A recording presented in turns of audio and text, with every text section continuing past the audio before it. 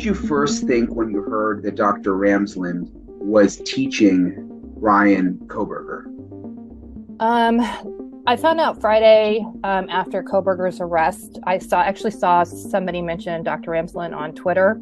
And then I realized, there was a connection there through DeSales University.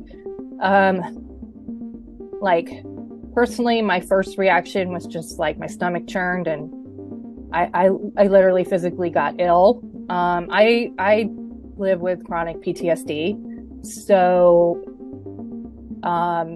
anything unexpected can really throw me.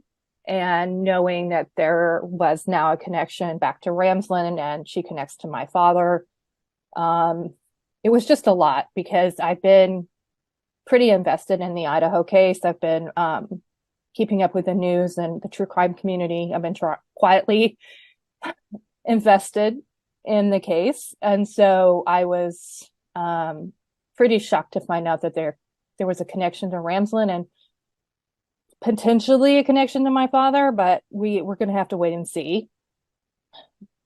Do you think he may have had any sort of communication with your father? Kohberger could definitely have had communication with my father. It's very common for criminology students and in general, the true crime community or just fans or people that are curious in general to contact my father via mail. And occasionally they do speak to him on the phone. Knowing how personally connected Ramsland is to my father, I would not be surprised if Kohberger had at least tried to write my father. We're going to need to see letters. I mean, potentially, if Kohberger has contacted my father, there would be letters in Kohberger's house and also in my father's jail cell.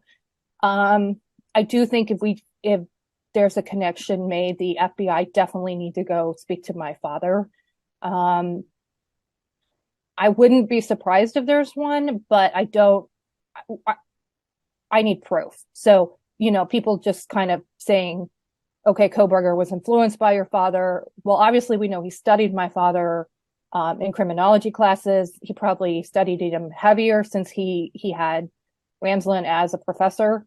But we need to find out if there's a deeper connection. It concerns me.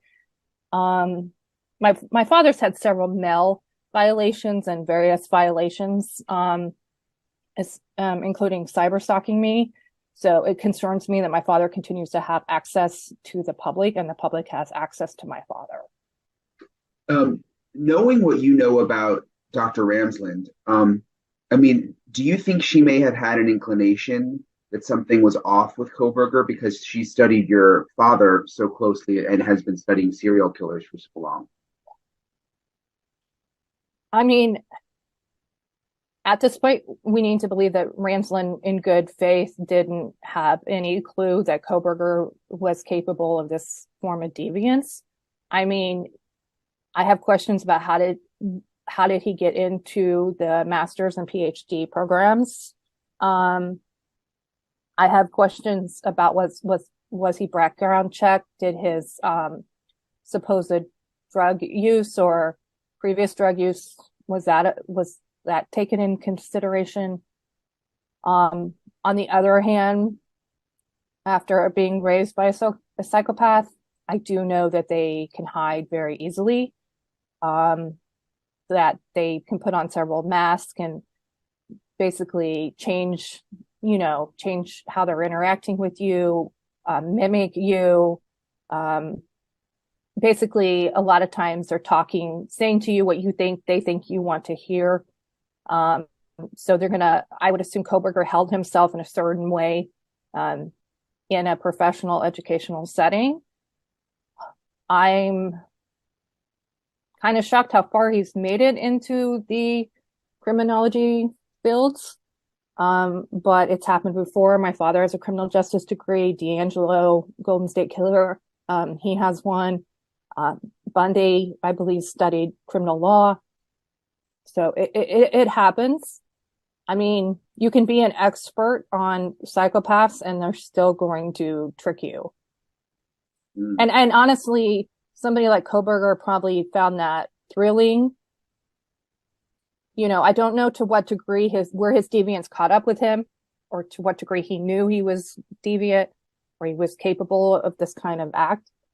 But I'm assuming, based on what I know about like my father and other, serial killers like my father, they kind of get off on being smart and thinking they're smarter than everybody in the room, and they're not going to get caught. I definitely can see that being a case here with Kohberger. Um, you know what it's like to be a family member of someone who's killed. I mean, what can you say about what Kohberger's family? I mean, he's just a suspect at this point, but what can you say about what his family may be going through? Um, Kohberger's family is going through utter hell, I assure you. I mean, at this moment, we have no reason to suspect that they knew. We're going to have to wait on law enforcement, but innocent until proven guilty. So as of now, we have no reason to suspect they had any involvement, they had any knowledge. I know people are out there saying, well, what about the car and that the father supposedly drove home Kohberger from college? I get it. But I was home for Christmas in December of 2004, stayed in my father's house probably for like a week and a half. That was the last time I saw him. He was already had him involved for several months with B.T.K communications with the Wichita police. I vaguely knew about that, but I was not, invested in it. I wasn't really looking at it. And my father would have been the last person I would have suspected. So I got the FBI knock at like around noon in Michigan. I lived outside of Detroit at the time, but it was like a detective team with, what I understand, like support from a SWAT team that went in and notified my mom, because they didn't know if my father had rigged the house. They didn't know what they were walking into. They didn't know if my mom was involved. So they needed to be safe. So I can understand the approach they took and why they did it at night. I also know, like, in my father's case, they highly suspected my father, but they wanted to confirm it with DNA. So they watched him, would set up like a car with detectives and kept an eye on him for days, surveillance, or 4 or 5 days before they arrested him, waiting on DNA to come back. And they used my DNA. I was one of the first familiar DNA cases to catch one of these people. I might have been the first, I'm not sure. So it's a lot. And it's a lot for his family. It's going to be a lot. My father pled guilty, so we didn't have to go to court. But if Kohberger pleads innocent, then they're going to have to probably be witnesses in court, testify. You're talking years of therapy they're going to need. And like, the quicker they can get into trauma therapy, the better. I made that mistake of not getting trauma therapy for 2 years. I thought I was going insane from the PTSD.